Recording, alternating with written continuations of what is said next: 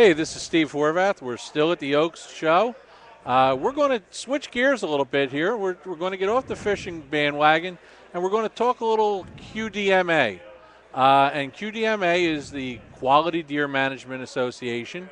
And I'm here with John Klingman from the Quality Deer Management Greater Association. Lehigh Valley chapter. Okay, so you're relatively local. Yes, we were just new. We opened this chapter probably 7 years ago, 7 or 8 years ago, and we gave it the Greater Lehigh Valley name just due to the fact that some other chapters were a little west of us, a little north of us, and we wanted to cater to the Bucks, the Upper Bucks, Lower Lehigh, and Montgomery County area. Okay, that's great.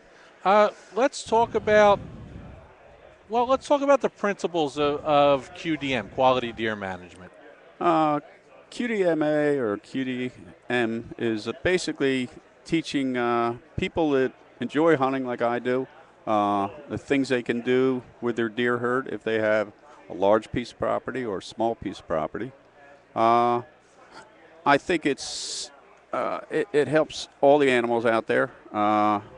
It's a fun thing to do. We enjoy doing it, tilling the soil, showing people what they can do. It could be as easy as going into your woods and cutting down trees to improve your land for deer. Deer need basically three things: food, cover, and water. And with little effort, you can take some trees down, get some sunlight in there and improve the land, or you could get into tilling and farming and whatever else goes along with it. So, but that's what we're all about, passing this information on to people, making them aware of what they can and could do with Right, the deer herd. and just to kind of enforce things, you're not going to take a 20-acre piece of property, throw down a food plot with some clover, and have the biggest bucks you ever saw in your life pop up magically. No, not always. You're putting something out there, hoping that could happen. You're also hoping that maybe you could spread what you did or show people what's coming to your food plot to spread that word around the neighborhood, so to speak. Where I come from, a lot of the young hunters, we've kind of culled them into the point where they won't shoot anything small. They let them go, let them grow. We have a pretty good sizable deer herd around there, and I think they're all out there putting a little food plot here, a little food plot there. You don't have to necessarily expect to see giant monsters. That's not what we're all about. We're there to improve the habitat of the deer, to improve the herd, and give them some quality food that's really designed and built for them. Right, and that's the other thing. You're putting in a food plot, but you don't put signs around the food plots, no other animals allowed to eat here. Oh, no, You no. get turkeys Exactly. and what other animals benefit You get from rabbits, turkeys, raccoons. We have tons of rabbits. My buddy put a food plot. He had a terrible time with rabbits. He couldn't keep the rabbits out of it. He put a fence around it. They were jumping. It wasn't much of a lot. He's got about a 4-acre yard, and we plow up about 2 of it and plant things. But we had turkeys in there. We had rabbits, raccoons. We get fox that come in there after the rabbits. I mean, it benefits all the animals. It brings them together, and we hope it helps them, Right, and what a lot of people don't think about is that by improving the habitat, a lot of people say, well, there's no deer left in Pennsylvania. Right. Okay, now we all know there's deer. Yeah. They're not bumping into each other anymore, but there's deer. But the better the habitat, the more deer that same habitat can sustain at a healthy exactly. level. Oh, yes, exactly. I mean, that's the whole idea. So you get upstate in some of the mountains and stuff, the deer are basically feeding off the tops of the trees. There's nothing more for them to eat other than nuts and berries and briar patches and this and that. So anytime you improve the land, you're definitely going to improve the habitat, for the wildlife. And like you say, it's all the wildlife. It's not only the deer. I think everything benefits from that. Right, and a lot of the people involved in QDMA, they do a lot to preserve the heritage of hunting, which is very rich in this state. Yes, very much so. Yes, this Pennsylvania is a great state. I was born and raised here, and I've been hunting since I was 12, and I'd been hunting at 8 if I could have. Right. I mean, I've always enjoyed it. It's a special moment for me, and I think people need to pass that on. I think that's something we're losing here. We need to get the young people out there and show them what it's about and get them involved in programs like QDMA. It's something great to do, to be outside in the outdoors, all times of the year, whether it be the spring planting, whether it be the summer watching, or whether it be the fall hunting. I think I run into a lot of young kids that want to do it, and unfortunately their parents aren't involved in it. So I've done a few mentor hunts with some young people, and I get a kick out of it. They get a kick out of it, and I think they enjoy the outdoors a whole lot more. Right, So. and youth is the future of the sport. Oh, yes, it is. It's definitely. I think every club in this state should have some sort of hunter youth program, whether it be YHEC. YHEC's a great program. And what is YHEC? YHEC is a program run by the Pennsylvania Game Commission. It's Youth Hunter Education Challenge is what it is, and the clubs bring the kids in. They shoot bow, they shoot rifle, they shoot archery or muzzleloader, shotgun. They do warrior-tearing, and they actually have competitions between other clubs. One of the local groups it's real big into is Bridge Valley. They have you can go up there on a Saturday and there's 25 kids there. You go to some of the larger clubs on a Saturday and there's no kids there. So not only are they learning to handle the tools of our trade safely, oh yes, but they're learning woodsmanship skills. Oh yeah, they learn wildlife identification, how to find their way through the woods, tracks, the whole thing. Right. It's a great organization. It's run by the Pennsylvania Game Commission. I'm surprised a lot of clubs don't get into it, but it's growing, I think. Okay. Let's talk about stuff that isn't food plots in the way of deer. There's a misconception that if somebody drives up to a piece of woods and they see a lot of green in the summertime, that it's all deer food. Mm-hmm. And it's not. It's not. No. You can drive up into the mountains. You see them lush areas with the ferns and different plants and stuff. Not all food is for deer. Obviously, if the area with all the ferns was deer food, there might not be any there, but then you'd see a lot of deer there. There's a lot of foods. They're very fussy eaters, and their fussiness changes from month to month as certain things become available. They change your food habit.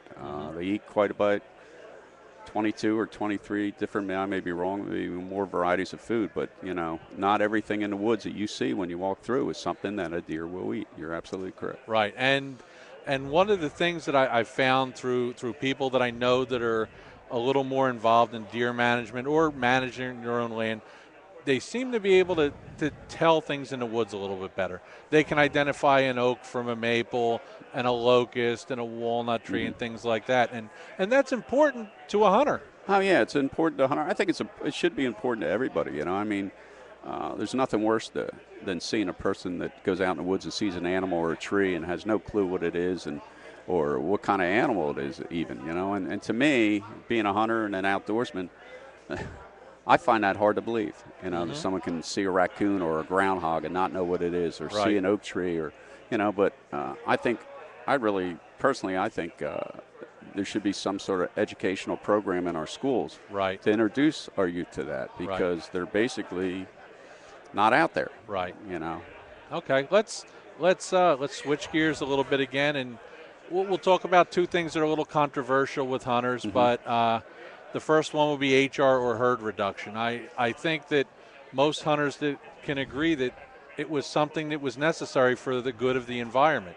Yes. And the deer are a keystone creature to where what they eat or don't eat in the woods has a lot of effect on other game. And that even though there are people that like seeing 30, 50, 70 deer on an opening day deer season, it probably wasn't what was best for the actual resource. Right. I mean, I grew up in them years. I can remember seeing 50, 100 deer first day of deer season.